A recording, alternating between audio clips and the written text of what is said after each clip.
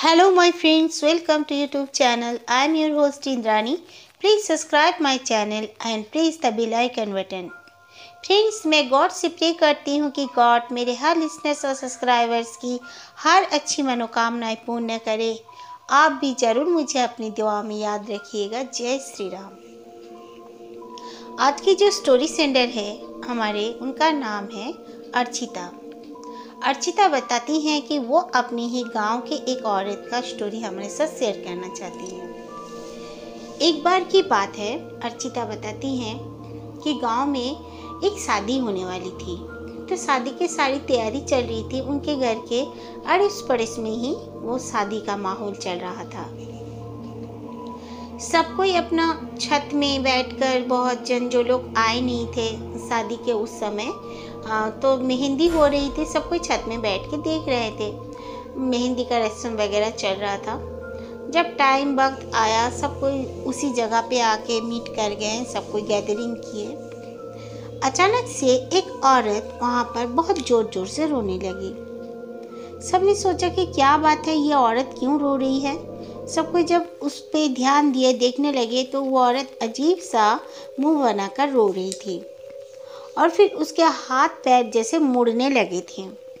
ये देखकर सब कोई काफ़ी डर गए। शादी का माहौल था, खुशियों का समय था, और अचानक से इस औरत को क्या हो गया, ये क्यों रो रही है। सब कोई घबरा गए।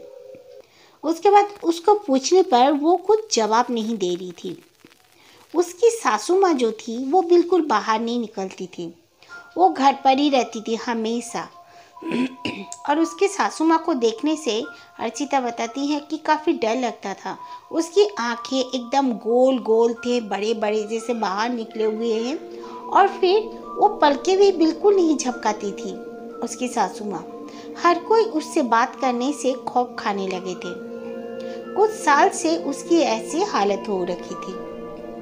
तो उसकी बहू जो रो रही थी, उसने कहा कि उसकी जो सासू माँ है उसे बोली है कि आज उसकी बहू मर जाएगी, इसीलिए उसकी बहू रो रही है। सबने कहा ऐसी क्या बात होगी और उसकी सासू माँ इस तरह बोली क्यों, क्या बात है, मर जाएगी, क्यों मर जाएगी, तुम्हें हुआ क्या है, सबने पूछा। तो पूछने पर वो बोलने लगी कि मुझे कुछ भी नहीं हुआ है, लेकिन मेरी सासू माँ बोली है कि मैं मर जाऊंगी। तो सबने कहा ऐसा क्यों बोली है, तुम्हारी सासू माँ कैसे जान गई। तो वो बोली कि उसकी सासू माँ की जो भाई था, एक उसका अपना भाई, बड़ा भाई, तो उसकी सासू माँ ने उसके भाई को भी फ़ोन करके बताया था कि भैया तू आज मरने वाला है, ऐसे ऐसे। तो वाकई में उसका भाई मर गया था। फिर उस अपनी ही एक रिलेटिव के घर में उसकी सासू माँ फ़ोन करके बोली थी कि तुम्हारे घर में बहुत बड़ी चोरी होने वाली है, तुम लोग सावधान हो जाओ। तो वो लोग सावधान हो गए, लेकिन वाकई में चोर आए थे, लेकिन उन लोगों ने पहले से जान गए थे, इसीलिए चोरों को पकड़ लिया। फिर और एक बात बताई कि एक औरत का बच्चा होने वाला था। उसका बच्चा हो भी गया सब अच्छा से, लेकिन इसकी सासू माँ बोली कि तू अपना बच्चा को अच्छी तरह से ध्यान रखना, 4 साल की उम्र में इसकी बहुत बड़ी कुछ एक्सीडेंट होने वाला है, और उस एक्सीडेंट में अगर बच गया तो बहुत लंबी उम्र का बच्चा है तेरा, अगर मर गया तो बहुत दुखी हो जाएगी, तो बहुत साल तेरे फिर बच्चे नहीं होंगे। इस तरह बोलने पर वो औरत बहुत ध्यान दिया करती थी, और वाकई में 4 साल का जब वो बच्चा हुआ और वो एक पानी के टैंकी में गिर के वो बच्चा मर गया था। नीचे में टैंकी था खुला हुआ, और उसमें वाकई में वो डूब के मर गया था। फिर वाकई में उस औरत का 10 साल तक बच्चा नहीं हुआ था। उसकी बहू बोली कि मेरी सासू माँ जो भी बोलती है वो सच होता है, और वो मेरी सासू माँ पॉजिस्ट है। एक बाबा को हम लोगों ने जब पूछा था सासू माँ के बारे में, तो बाबा जी ने कहा था कि ये कुछ काला जादू का कुछ की थी रिचुअल, तो उसमें उल्टा पड़ गया और उसी पे वो हावी हो गए हैं कुछ चुड़ैल। तो वो चुड़ैल ही इसके शरीर में आके बोलती हैं। अब मेरी सासू माँ ना पलके झपकाती है और ना ही वो किसी से बात करती है, इसीलिए उस पर क्योंकि हमेशा वो पॉजिटिव रहती है, वो चुड़ैलें उस पर ही हावी रहती हैं। और वो खाना खाती है, इतनी बूढ़ी औरत है, 10 लोगों का खाना खा जाती है, फिर भी उसका भूख नहीं मिटता है। तो ये सब सुनने के बाद गांव वाले काफ़ी डर गए। कहा कि हम लोग तो नहीं जानते हैं, आपकी सासू माँ तो हरदम घर पर ही बंद रहती है। तो ये बोले हाँ, हम लोग की उसे बंद करके रखते हैं। वो रात को अजीब अजीब से आवाज़ें निकालने लगती है और फिर वो बाहर जब भी कभी उसको अगर खुला छोड़ दिया जाए तो वो दौड़ते हुए उस स्मशान घाट में चली जाती है या कब्रिस्तान में चली जाती है। पहले पहले हम लोग इतना ध्यान नहीं देते थे, तो वो वहाँ पर से हमें मिलती थी, इसीलिए हम उसे बंद करके रखते हैं। तो सब ने कहा कि तुम एक काम करो, तुम जाओ डॉक्टर के पास, तुम्हें कुछ होने वाला है या कुछ होगा, पता चल जाएगा तो तुम बच जाओगी। तो उसने कहा नहीं, इसका कोई रास्ता नहीं है। सासू माँ अगर मुझे बोल देगी कि मैं बच जा सकती हूँ, वो ही उपाय बोल देगी तो मैं बच सकती हूँ। तो सब ने कहा वो बाबा के पास तुम जाओ, जिसके पास तुम लोग सासू माँ के लिए पूछे थे। तो वो बोलने लगी वो काफ़ी दूर में रहते हैं।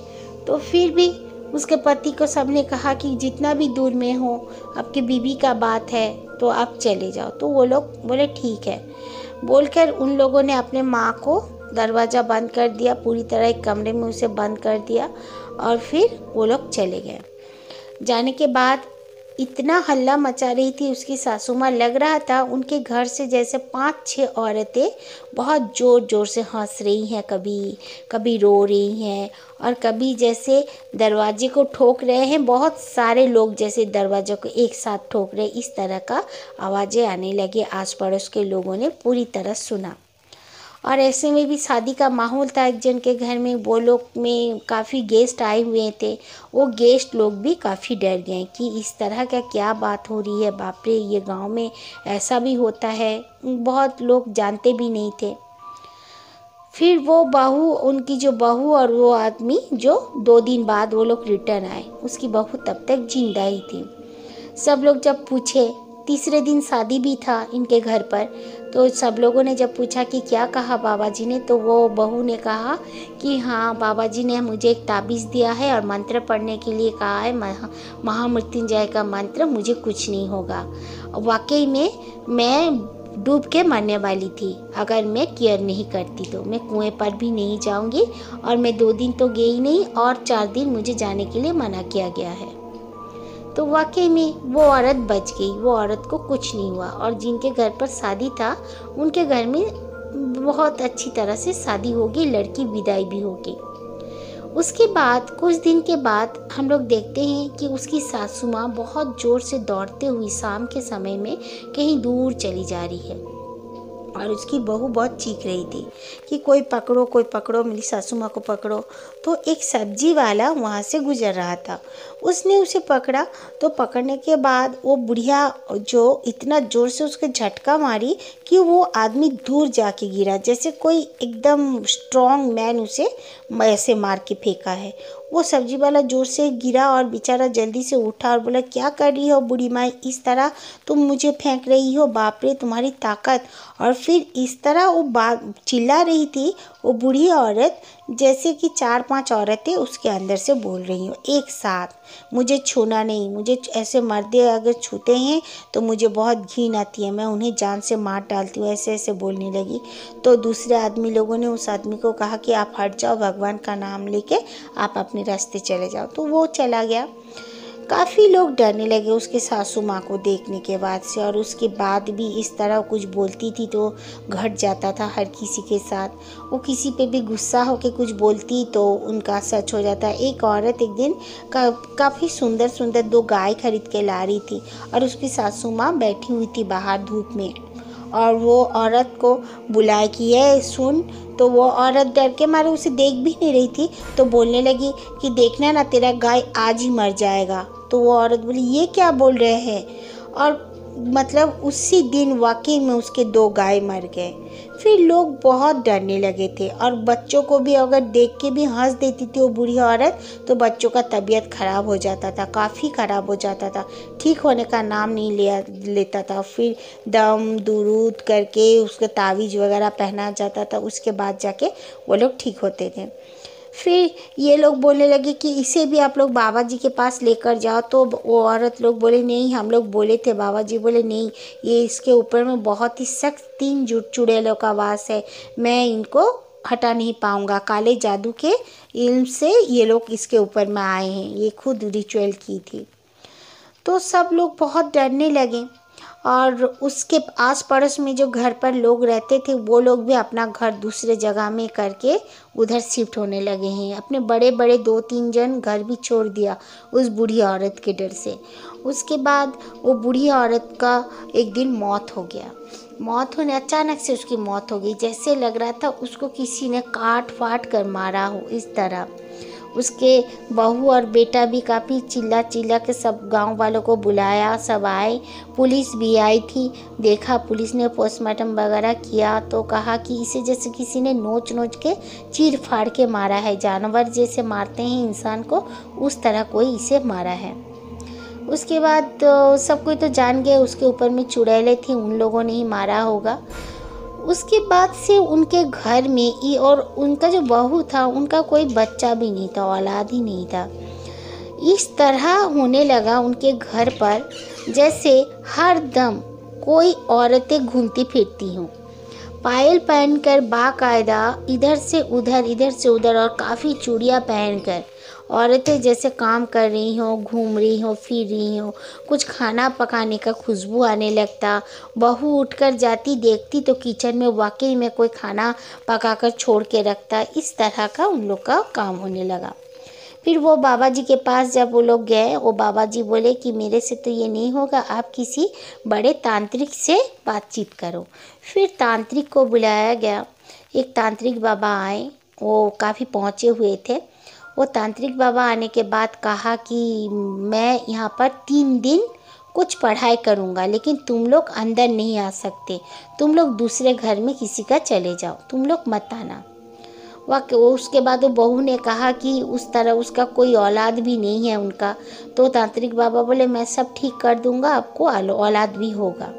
वो लोग चले गए, वाकई में अपने आस पड़ोस में उनका अपना कोई था, उनके घर में चले गए और वो तांत्रिक 3 दिन तक वहाँ पर पढ़ाई करते रहे।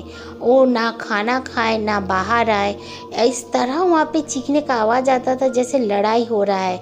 काफ़ी 3-4 औरतें किसी आदमी के साथ लड़ाई कर रही हो। तांत्रिक बाबा का भी आवाज़ खूब ज़ोर ज़ोर से आता था और उनके साथ साथ कुछ औरतें की आवाज़ भी आती थी, लेकिन वो औरतें क्या बोलती है किसी को भी समझ में नहीं आता था। लेकिन तांत्रिक बाबा क्या बोल रहे हैं सबको समझ में आता था। उनका बात तांत्रिक बाबा को समझ में आती थी, लेकिन हम आम आदमियों को किसी को समझ में नहीं आती थी। उसके बाद 3 दिन के बाद उन्होंने दरवाज़ा खोलकर बाहर आए। काफ़ी लोग खड़े हो रखे थे वहाँ पर। वो लोग सुबह शाम देखते थे कि तांत्रिक बाबा का क्या मसला बनता है। उसके बाद वो बाहर आके बोले कि चिंता मत करो, उन लोगों को मैं यहाँ से भगा दिया हूँ। फिर 3 दिन के बाद वाकई में वो बेटा और बहू जो बुढ़िया की थी वो लोग चले आए। आने के बाद उन्होंने देखा उनके घर में जो मनहूसियत एक फैली थी वो सारे जैसे गायब हो गए हैं। अच्छा सा अगरबत्ती, धूप का खुशबू, लोहन का खुशबू आने लगा है और फिर एक शांति मन जैसा उनका होने लगा है। उनके बहू बताती थी उनके घर में, और उनकी बहू 2 साल बाद 2 बच्चों का माँ भी बन गई, ट्विंस बच्चे उनके हुए और वो लोग बहुत खुशी खुशी रहने लगे। उनकी बहुत अच्छी बरकत भी हुई और उनकी ज़िंदगी अच्छी तरह से चलने लगी। वो बताती हैं कि उनका जो गांव में इस तरह वो बूढ़ी औरत थी, उस वजह से उनके गांव के लोग भी बहुत खौफ खाते थे, बहुत डरते थे। उसके घर से आना जाना करने से भी बहुत जन डरते थे। इसीलिए उसके घर से किसी ने मतलब उनका प्राय हर किसी ने रिलेशन को भी तोड़ रखा था। वो बूढ़ी औरत काला जादू करती थी, इसलिए उनके अपने लोग सब जानते थे। वो इतना तक कि वो बूढ़ी औरत की 3-3 बेटियां थी, कोई उनके पास मिलने नहीं आती थी, उनके घर में नहीं आती थी, क्योंकि उनको पता था कि उनकी मम्मी काला जादू का कुछ करती है बोलकर। उनकी बेटियां भी बिल्कुल उनसे मुंह मोड़ चुकी थी। उसके बाद फिर सब ठीक हो गया, पता चल गया। उनकी 3 बेटियां भी उनके भाई के घर आने लगे और वो लोग बहुत खुशी खुशी अभी भी है। Okay, thank you friends. अगर आप लोगों को मेरी स्टोरी अच्छी लगी तो प्लीज़ लाइक कर देना, अपना फीडबैक जरूर से जरूर देना और सब्सक्राइब करना तो प्लीज़ प्लीज़ प्लीज़ मत भूलना। Thank you.